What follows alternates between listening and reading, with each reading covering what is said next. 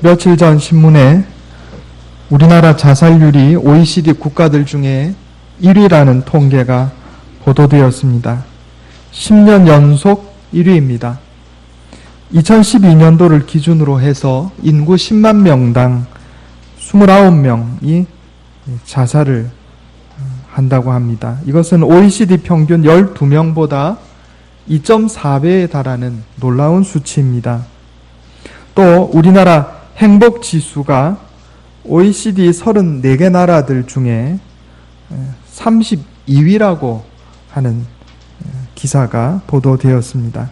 우리나라는 세계적으로 놀랄 만큼 빠른 속도로 경제 성장을 이룩한 나라입니다.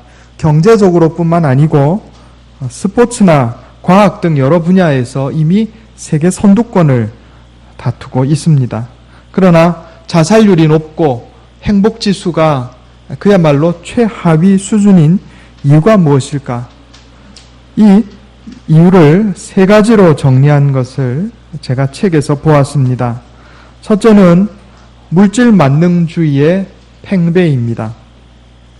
2013년도에 흥사단이 전국에 있는 초등학교, 중학교, 고등학교 학생들을 6,000명을 대상으로 설문조사를 했는데 이 설문조사에서 고등학생의 44%가 10억 원을 준다면 죄를 짓고 1년 동안 감옥에 가는 것을 감수할 용의가 있다. 이런 설문조사 통계가 나왔습니다. 중학생의 28%, 초등학생의 12%가 이런 대답을 했습니다. 나이를 먹어갈수록 초등학교 12%, 중학교 28%, 고등학생이 되면 44%가 10억 주면 죄 짓고 1년 동안 감옥에 가겠다. 이렇게 대답했다 하는 거예요. 두 번째로 지나치게 경쟁을 강요하는 삶이 우리나라의 행복지수를 떨어뜨리고 자살률을 높인다 하는 겁니다. 2011년도 겨울에 한 고등학생이 어머니를 살해하는 사건이 있었습니다. 어머니를 살해하고서 8달 동안 그냥 집에 시신을 방치하고 같이 살았어요. 그게 나중에 적발이 됐는데 왜 어머니를 살해했는가? 그 이유를 한번 보니까 어머니가 이 아이를 계속해서 학대를 하고 때리는데 무조건 1등을 해야 한다. 꼭 서울대 가서 성공해야 된다. 그리고 아이를 매질을 했다 합니다. 한번 매를 들면 7시간, 8시간 동안 아이를 때리고 아이가 어머니를 죽인 범행 전날에도 공부하다가 졸았다는 이유로 밤 11시부터 그 다음날 아침 8시까지 골프채로 밤새도록 아이를 때렸다는 거예요. 어머니도 문제가 있고 아이도 문제가 생긴 거죠. 세 번째는 과정은 무시하고 결과만 중요시하는 사회 분위기가 우리나라의 행복지수를 떨어뜨린다 하는 겁니다.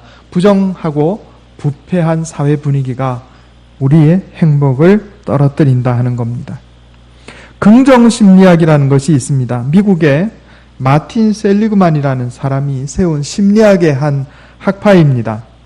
그동안 정신의학자들이 사람의 부정적인 면, 병적인 부분에만 집중해서 심리학을 연구를 했는데 이 마틴 셀리그만에서부터 시작해서 사람의 마음의 밝은 면을 규명해서 북돋우려는 이런 심리학의 세 분야가 일어났습니다. 여기 긍정심리학에서 탐구하는 것은 뭐냐면 어떻게 하면 사람이 더 행복하게 살 수 있을까 하는 겁니다. 어떻게 하면 사람이 더 행복하게 살 수 있을까? 이것을 행복가설이라고 그럽니다. 이 행복가설을 4가지 단계 혹은 4가지 버전으로 요약할 수가 있습니다. 요 긍정심리학을 우리나라에 받아들여서 보급한 분이 우문식 씨란 분인데 이분이 쓴 책이 행복 4.0이라는 책이 있어요. 제가 우리 군안문고에 꼽아놨습니다. 필요하신 분 가져가서 한번 읽어보시기 바랍니다. 행복 가설의 4가지 버전이 있어요. 버전이 뭐죠? 핸드폰에 이 안에 들어있는 프로그램 버전 1.0, 2.0 이렇게 올라가잖아요. 이 행복 가설에도 버전이 있다는 거예요. 행복 1.0이 뭔고 하면 이것은 행복은 내가 원하는 것을 얻는 데서 온다 하는 주장입니다. 이게 가장 기본적인 행복 가설이에요. 사람이 자기가 원하는 것, 자기가 갖고 싶은 것, 소유하고 가지면 행복해질 것이다 하는 생각이에요. 이것도 어느 정도는 충분히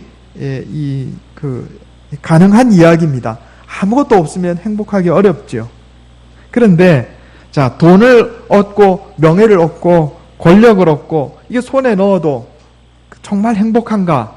꼭 그렇지 않더라 하는 거죠. 그래서 행복가설 2.0이 나왔습니다.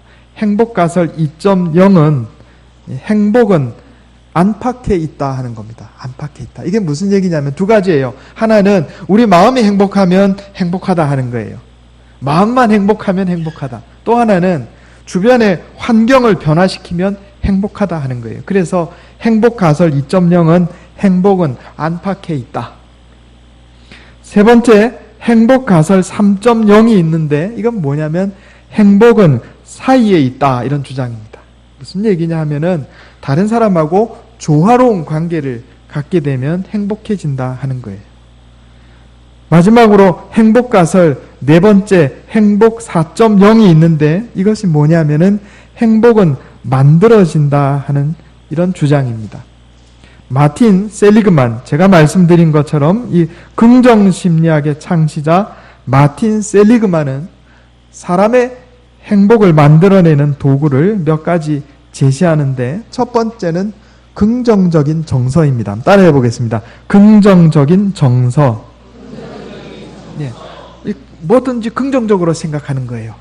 예, 이것이 행복의 첫 번째 조건이다 하는 겁니다. 두 번째는 몰입과 의미와 성취입니다. 이건 사람이 어떤 일을 할 때 거기에 몰입하고 거기에서 의미를 얻고 또 그것을 이루어내는 것에서 행복을 얻는다 하는 겁니다. 따라해 보겠습니다. 몰입, 의미, 성취. 네. 세 번째는 관계입니다. 관계. 다른 사람과 좋은 관계를 맺을 때 행복을 얻는다 하는 거예요. 세 가지로 얘기할 수 있겠어요. 내면적으로는 긍정적인 정서를 가질 때 사람이 행복해질 수 있다. 두 번째로 일에 대해서 몰입하고 그 안에서 의미를 얻고 또 어떤 일정한 성과를 얻어낼 때 사람이 행복해진다. 셋째로 대인관계에서 조화로운 관계를 얻을 때 사람이 행복해진다 하는 겁니다. 오늘 우리에게 주시는 하나님의 말씀은 하박국 선지자의 신앙 고백입니다. 하박국 선지자가 이 신앙 고백을 할 때 비록 무화과 나무가 무성하지 못하며 포도나무에 열매가 없으며 감람나무에 소출이 없으며 밭에 먹을 것이 없으며 우리의 양이 없으며 외양간에 소가 없을지라도 나는 여호와로 말미암아 즐거워하며 나의 구원의 하나님으로 말미암아 기뻐하리로다. 이렇게 고백합니다. 이것은 하박국 선지자의 신앙 고백인데 또한 하박국 선지자의 행복론이기도 합니다. 내 인생이 하나님으로 말미암아 행복하도다 이렇게 고백하는 거예요. 그런데 하박국 선지자가 이러한 행복을 고백하고 있는 그의 상황을 보면 상식적으로 행복할 수 없는 상황입니다. 오늘 하박국 3장 16절 말씀 한번 보겠습니다. 하박국 3장 16절 제가 읽겠습니다. 내가 들었으므로 내 창자가 흔들렸고 그 목소리로 말미암아 내 입술이 떨렸도다. 무리가 우리를 치러 올라오는 환난 날을 내가 기다림으로 썩이는 것이 내 뼈에 들어왔으며 내 몸은 내 처소에서 떨리는도다. 자, 여기 무리가 우리를 치러 올라오는 환난 날을 내가 기다린다. 이게 무슨 얘기냐면요. 당시에 국제 정세가 전운이 감돌고 있던 시기였어요. 당시 대제국이 두 나라가 있었는데 하나는 아시리아라는 나라가 있었고 또 하나는 바벨론이라는 나라가 있었습니다. 원래는 아시리아 제국이 그 지역 전체를 통치하고 있었는데 바벨론이라는 나라가 급부상하면서 아시리아와 바벨론이 서로 충돌하고 있던 상황이었어요. 그런데 이러한 두 제국 사이에 유다 왕국이 끼어 있었습니다. 그래서 어떤 때는 아시리아에 붙어 있기도 하고 어떤 때는 바벨론에 붙어 있기도 하고 그런 상황이었어요. 요즘 우리나라 상황이 그렇잖아요. 미국하고 중국 사이에 껴가지고 왔다 갔다 하는 상황이에요, 지금. 유다가 그랬어요. 그런데 유다 바로 옆에 있던 이집트라는 나라가 아시리아라는 나라를 지지하면서 유다의 무깃도로 쳐들어왔어요. 여기 무깃도는 신약 성경에는 아마겟돈이라고 하는 지역입니다. 자, 그러자 유다의 요시야 왕이 여기에 방어하기 위해서 이집트 왕과 전투를 벌였는데 요시야 왕이 그만 전사하고 말았어요. 요시야 왕은 남유다 왕국의 역사에서 이스라엘 전체의 역사에서 대단히 중요한 왕입니다.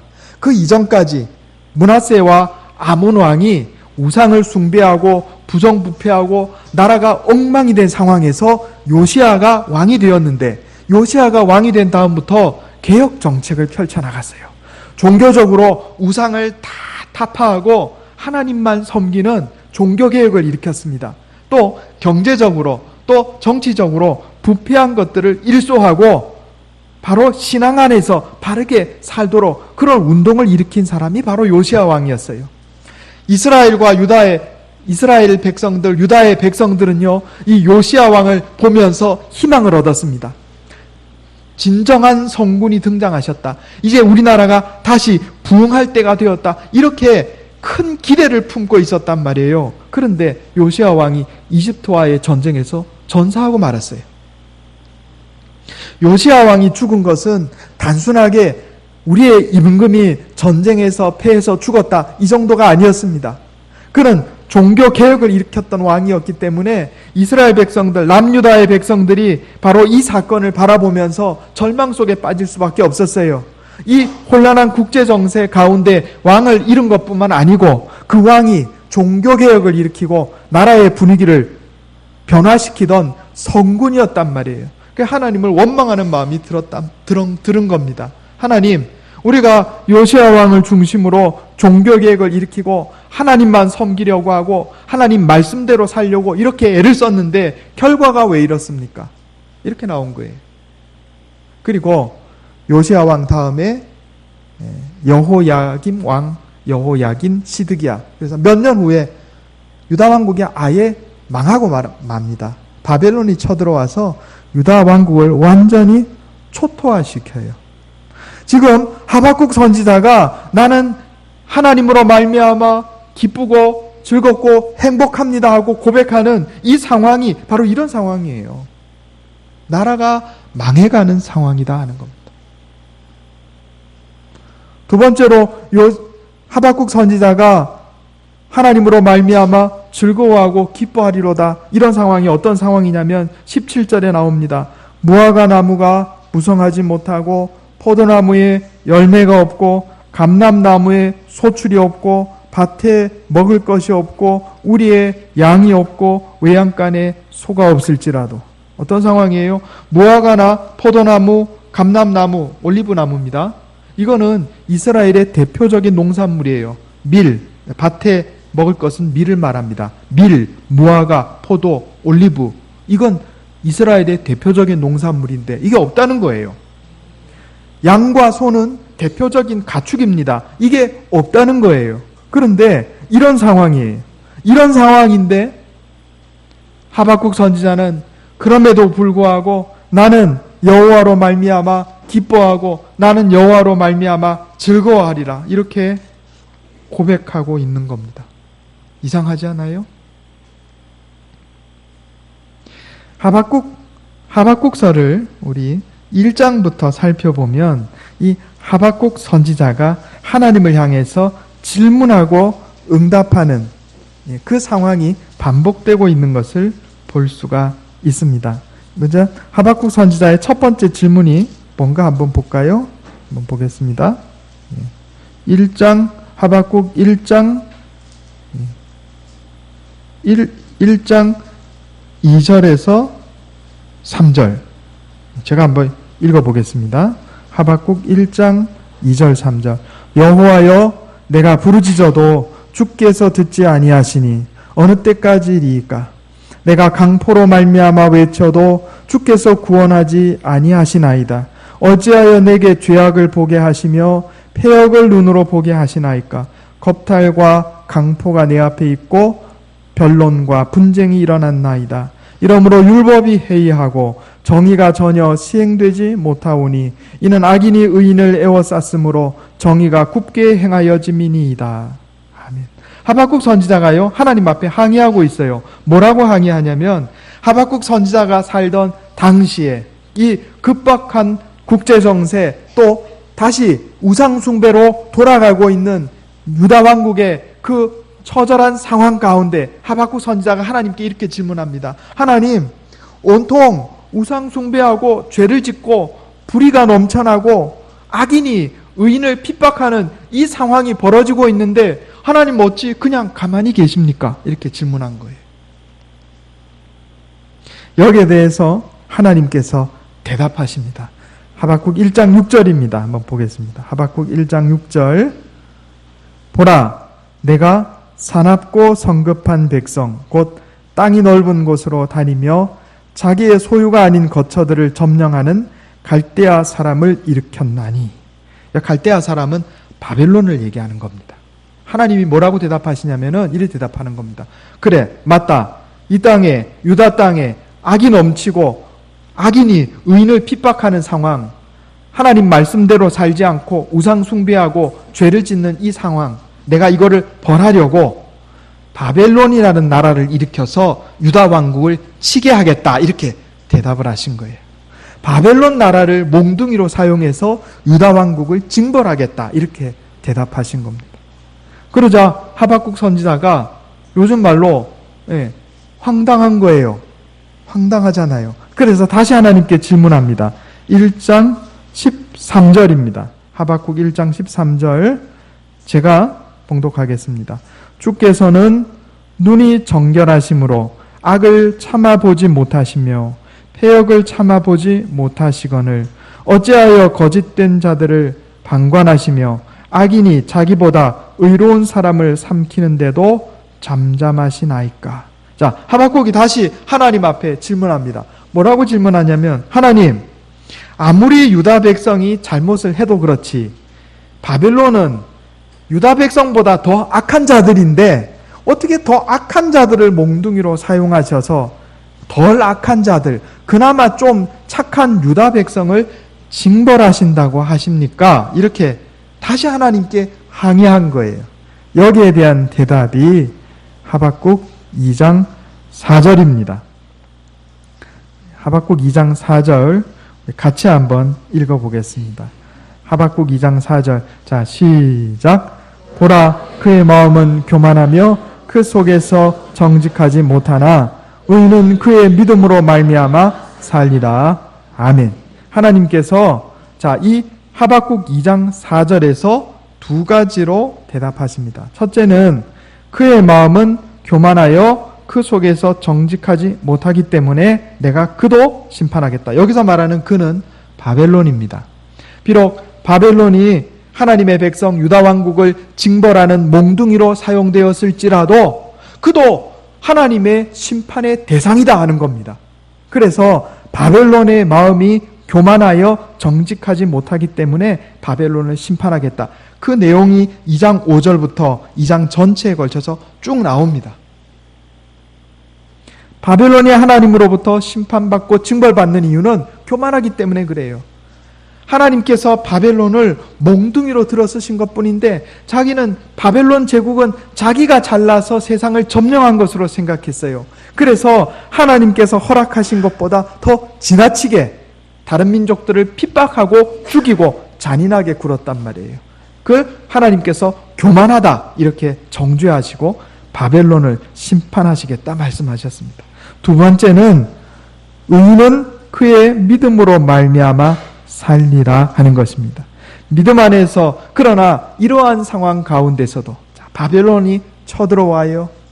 아주 어려운 상황이에요. 또 나라가 부패하고 썩어서 그 안에서 살기 어려워요. 또 농산물도 소출이 없고 가진 것이 없어 굶어 죽는 상황이에요. 그러나 이런 어려운 상황 가운데서, 인생의 고난과 시련 가운데서도 믿음을 가진 사람, 믿음 안에서 사는 사람은 결국 구원을 받고 풍성한 삶을 누리게 될 것이다. 이렇게 말씀하신 겁니다. 하박국 2장 4절은 바로 이 두 가지 메시지를 담고 있는 겁니다. 여기서 의인은 그의 믿음으로 말미암아 살리라. 이것이 하박국서의 가장 핵심적인 메시지입니다. 따라해 보겠습니다. 의인은 그의 믿음으로 말미암아 살리라. 그럼 도대체 여기서 말하는 믿음이 구체적으로 무엇인지 한번 살펴보도록 하겠습니다. 한번 따라해 보겠습니다. 믿음이란 어려움 속에서도 하나님을 신뢰하고 하나님의 은혜를 기다리는 마음. 자, 따라해 보겠습니다. 믿음이란 어려움 속에서도 하나님을 신뢰하고 하나님의 은혜를 기다리는 마음. 이게 믿음이라는 거예요. 알렉산더 왕에게 아주 충성스러운 의사가 있었습니다. 그런데 알렉산더 대왕이 이 의사를 너무 총애했기 때문에 다른 신하들이 이걸 시기하고 질투가 났어요. 그래서 이 의사를 계략을 써서 의사를 공경에 빠뜨려야 되겠다. 그래서 음모를 꾸몄습니다. 그리고 왕에게 편지를 보냈어요. 뭐라고 보냈냐면 왕이 마시는 컵에 그 의사가 어느 날 독약을 넣을 것입니다. 이렇게 거짓말로 편지를 써서 왕에게 보냈어요. 그날이 되었습니다. 왕이 많은 사람들과 함께 식사를 하는 자리에서 그 편지, 의사를 모함하는 편지를 읽어주면서 자기 앞에 컵에 들어있던 물을 단숨에 마셨습니다. 나는 내가 총애하는 의사를 믿고 있다 하는 표시로 컵에 있는 물을 단숨에 마셔버렸어요. 이게 믿음이에요. 사탄은요, 하나님께서 우리에게 악의를 가지고 있다고 계속해서 우리를 속입니다. 이게 사탄의 속임수예요. 하나님께서 우리에게 악한 의도를 갖고 계시다고 자꾸 우리를 꼬는 거예요. 속이는 거예요. 우리가 인생을 살아가면서 어렵고 힘든 순간이 있어요. 그죠? 여기 지금 하박국이 당한 상황은 뭐예요? 나라가 망하는 상황이에요. 바벨론이 쳐들어오는 상황이에요. 그리고 밀도 없고 감람나무에 열매도 없고 포도나무에 열매도 없고 무화과나무 열매도 없고 양과 소도 없는 상황이에요. 극심하게 살기 어려운 상황이에요. 아주 괴롭고 힘든 상황입니다. 이런 상황이 딱 닥치니까 사탄이 우리를 속이는 거예요. 야, 하나님이 너를 사랑하시는 게 아니야. 너 하나님 믿지 마. 이렇게 속이는 거란 말입니다. 우리가 인생의 어렵고 힘든 순간에 하나님을 불신하고 배반하도록 유도합니다. 우리 인류의 조상인 아담과 하와가 거기에 넘어간 거예요. 사탄이 아담과 하와를 뭐라고 속였어요? 네가 그 열매를 먹으면 눈이 밝아서 하나님과 같이 될 거야. 하나님이 그게 싫어가지고 너희들 그거 먹지 말라고 그런 거야. 이렇게 속인 거예요. 믿음이란 어려운 상황 속에서도 하나님을 신뢰하고 하나님의 은혜를 기다리는 거예요. 여기 하박국이 지금 그러고 있잖아요. 전쟁이 닥쳐오는 상황, 가진 것이 다 하나도 없이 다 사라진 상황, 이런 상황인데 하박국 선지자 뭐라고 그래요? 나는 오직 여호와로 인하여 기뻐하고 즐거워할 것이다. 이렇게 고백하고 있잖아요. 하박국 선지자는 하나님을 믿고 있었던 거예요. 하나님을 신뢰한 거예요. 그래서 바로 그 말씀이 여기 하박국 2장 4절에 의인은 그의 믿음으로 말미암아 살리라 할 때 그 믿음인 겁니다. 히브리서 11장 6절에 보면 믿음이 없이는 기쁘시게 못하나니 하나님께 나아가는 자는 반드시 그가 계신 것과 또한 그가 자기를 찾는 자들에게 상 주시는 이심을 믿어야 할지니라 그랬습니다. 믿음이 없이는 하나님을 기쁘시게 못한다 그랬어요. 이 믿음 어떤 믿음이냐? 히브리서가 기록되던 당시에 교회는 굉장한 어려운 상황 가운데 있었어요. 사람들은 아주 큰 시련과 고난 가운데 있었어요. 그런데 이 고난 가운데서도 하나님께서 계신 것, 또 하나님께서 자기를 찾는 자들에게 상 주신다는 것을 믿는 자, 바로 그것이 믿음이다. 이렇게 말씀하는 거예요. 그리고 그런 믿음을 가진 자가 하나님을 기쁘시게 한다는 거예요. 내 인생의 어렵고 힘든 시기에도 하나님이 살아계시다 하는 것과 내가 하나님을 찾으면 하나님께서 나에게 결국에는 상 주시리라, 그것을 믿는 믿음, 이 믿음이 하나님을 기쁘시게 한다 하는 겁니다. 그런 면에서 하박국 선지자의 이 신앙 고백은 하나님을 기쁘시게 하는 신앙 고백이었습니다. 전쟁의 상황, 가진 것을 다 잃어버린 상황 가운데 나는 오직 여호와로 말미암아 즐거워하며 여호와로 말미암아 기뻐하리다, 이 고백은 하나님을 기쁘시게 하는 믿음의 고백이었어요. 하나님께서 우리에게 주신 약속의 말씀이 성취되기까지는 이 시간이 필요합니다. 하나님의 약속, 하나님의 성취, 이 사이에는 일정한 시간이 필요한 거예요. 요 시간을 뭐라 그러냐면 중간기다, 이렇게 얘기합니다. 따라해 보겠습니다. 중간기. 요 중간기를 잘 버텨내어야 하나님이 주시는 상을 받는 거예요. 아브라함이 그랬어요. 하나님께서 아브라함에게 자손에 대한 약속, 땅에 대한 약속을 주셨는데 그것이 실현되기까지, 자식을, 이삭을 얻기까지 25년이 걸렸어요. 그리고 땅을 얻은 것은 430년이 지난 후에 후손들이 땅을 얻었어요. 요 25년이란 기간, 430년이란 기간을 우리가 중간기라 이렇게 얘기하는 거예요. 요셉이 하나님께 약속을 얻었어요. 그러나 요셉이 정말로 이집트의 총리가 되어서 많은 사람들을 구원하기까지는 오랜 시간이 걸렸어요. 그 사이의 기간을 중간기라 그러는 거예요. 다윗이 이스라엘의 왕이 되리라는 약속을 받았어요. 그러나 그가 실제로 왕이 되기까지는 사울로부터 죽임, 목숨의 위협을 당하고 외국으로 망명을 가고 도망다니는 수많은 고통을 겪었어요. 그 사이 기간을 중간기라 이렇게 얘기하는 겁니다. 그런데 이 중간기는 무엇으로 이겨내느냐? 인내와 믿음으로 이겨내는 겁니다. 믿음이라고 하는 것은 이 중간기, 시련의 시기 가운데 살면서도 하나님을 신뢰하고 하나님의 은혜를 기다리는 마음이에요. 우리 히브리서 10장 36절 한번 보겠습니다. 히브리서 10장 36절.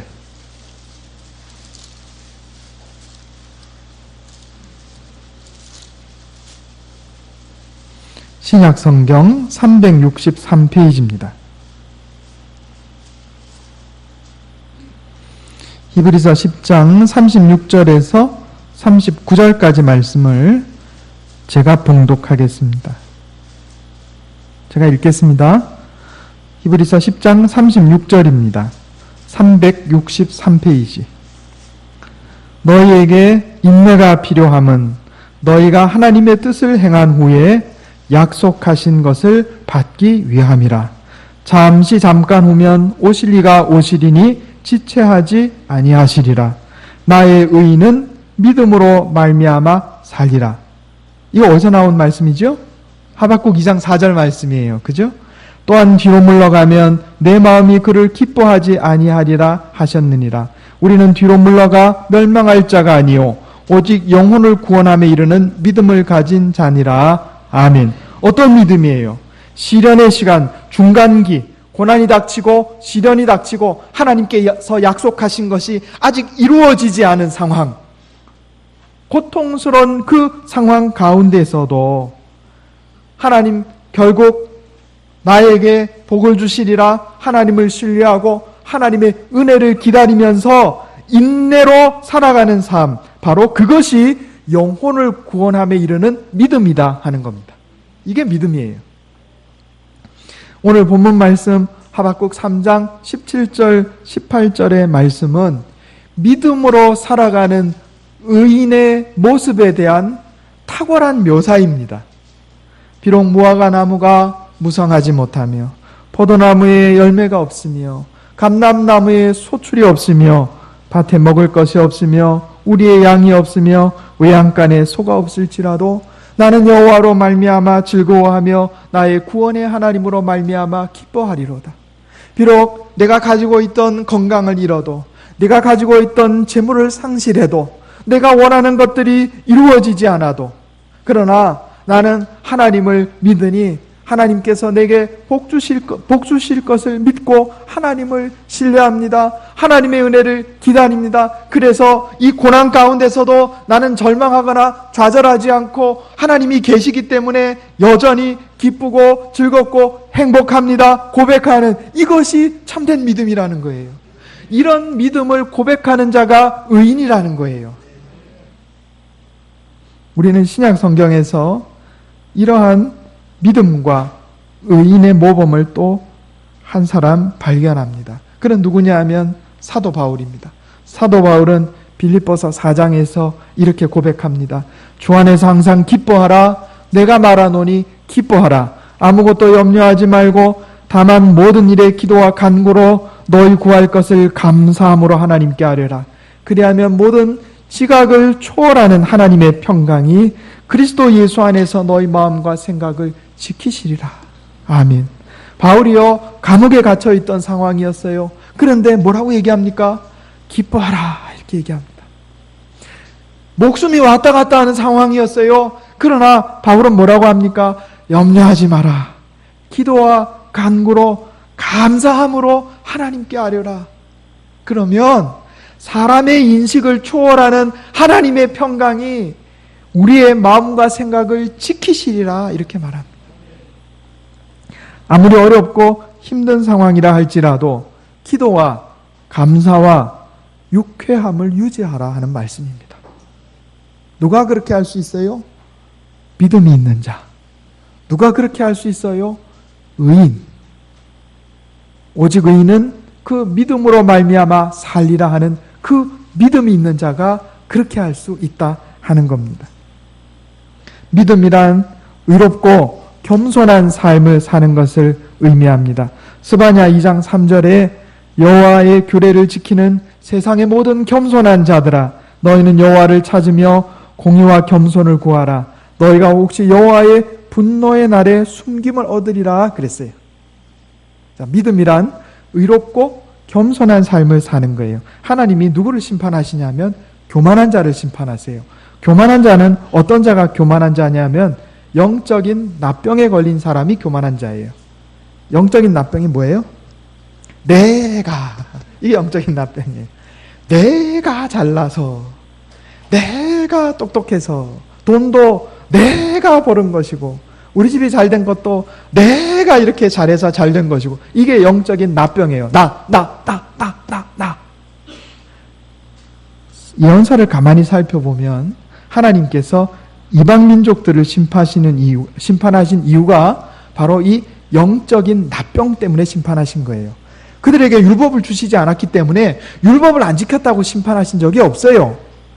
가만히 살펴보세요. 너의 교만함을 내가 심판하리라. 너가 교만하고 거만하기 때문에 내가 너를 심판하리라. 계속 그 말씀 나와요. 그래서 스바냐 2장 3절에 여호와의 규례를 지키는 세상의 모든 겸손한 자들아. 겸손한 자들이 구원받는 거예요. 하나님의 은혜를 찾는 자들이 구원받는 거예요. 공의와 겸손을 구하는 자, 바로 그가 여호와의 분노의 날, 하나님의 심판의 날에 숨김을 얻으리라, 구원을 받으리라, 은혜를 받으리라, 이런 이야기입니다. 오늘 말씀을 통해서 제가 행복 5.0 버전을 소개하고자 합니다. 행복 5.0은 행복은 믿음에서 온다 하는 겁니다. 따라해 보겠습니다. 행복은 믿음에서 온다. 예. 소유에서 오는 부분도 있겠죠. 예. 그러나 그것이 다가 아닙니다. 또 안팎에서 오는 부분도 있겠죠. 마음이 편해야, 또 바깥의 상황이 변화되어야 오는 부분도 있을 겁니다. 다른 사람과의 조화로운 관계에서 오는 부분도 있겠죠. 예, 분명히 있을 겁니다. 또 행복은 내가 추구하는 것이고, 긍정적인 태도를 가지고 내가 하는 일에 내가 몰입하고 그 가운데 의미를 찾고 성취하는 데 있기도 하겠죠. 다른 사람과 좋은 관계 맺는데 있기도 하겠죠. 그러나 그것을 넘어서서 행복은 믿음에서 온다고 성경은 분명하게 말씀합니다. 전쟁의 상황, 가진 것을 모두 잃고 아무것도 남아있지 않은 상황에서도 하박국 선지자는 나는 여호와로 말미암아 기뻐하며 여호와로 말미암아 즐거워하리라. 하나님께서 내 발을 사슴같이 뛰게 하시고 감사하게 하신다. 이렇게 고백하고 있는 것입니다. 믿음이란 어려움 속에서도 하나님을 신뢰하고 하나님의 은혜를 기다리는 것입니다. 믿음이란 바르게 살고 정직하게 살고 겸손하게 사는 것입니다. 이런 믿음을 가진 사람은 고난 중에도 기도하며 기뻐하며 감사하며 행복하게 살 수 있습니다. 우리 신명기 33장 29절 마지막으로 한번 살펴보겠습니다. 신명기 33장 29절.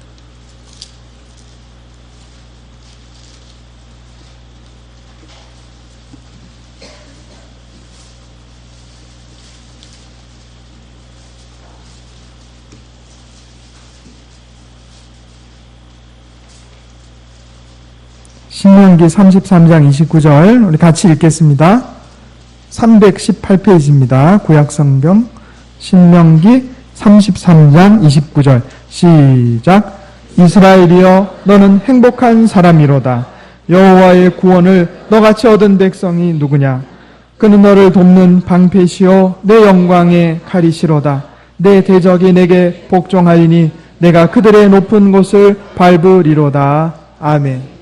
우리는 행복한 사람입니다. 여러분, 저와 여러분의 삶이 어렵고 힘들지라도 그 어려움 가운데서도 하나님을 신뢰하며 하나님의 은혜를 기다리며 내게 닥친 이 상황 가운데 인내로서 정직하고 바르고 겸손하게 살아서 하나님 내게 주시는 풍성한 복을 누리고 승리하는 인생 사는 저와 여러분 되시기를 예수님의 이름으로 축원합니다. 기도하겠습니다. 하나님 아버지 감사합니다. 하박국 선지자는 전쟁이 닥쳐오는 상황 가운데서도 들에 곡식이 없고 나무에 열매가 없는 상황에서도 오직 하나님으로 말미암아 기뻐하고 즐거워하리라 하는 고백을 한 것을 보았습니다. 아버지 하나님, 우리 인생의 어려움과 시련의 상황 가운데서도 결코 낙심하지 말고 믿음을 소유하게 하여 주시옵소서. 하나님을 신뢰하며 하나님께서 내게 은혜 베풀어 주시리라는 소망을 가지고 살게 하여 주시옵소서. 하나님께서는 반드시 내게 주신 약속을 이루시는 분이며 그 약속이 이루어지기까지 중간기를 겪어내면서 하나님 말씀에 따라 바르게 살고 겸손하게 살아 하나님 내게 주시는 풍성한 복을 누리는 우리 모두가 다 되게 하여 주시옵소서. 이것이 내 힘과 능력으로만 되지 않음을 고백하오니 주여 말씀으로 날마다 나를 깨우쳐 주시고 성령으로 인도하여 주시옵소서. 우리 주 예수님의 이름으로 간절히 기도하옵나이다. 아멘.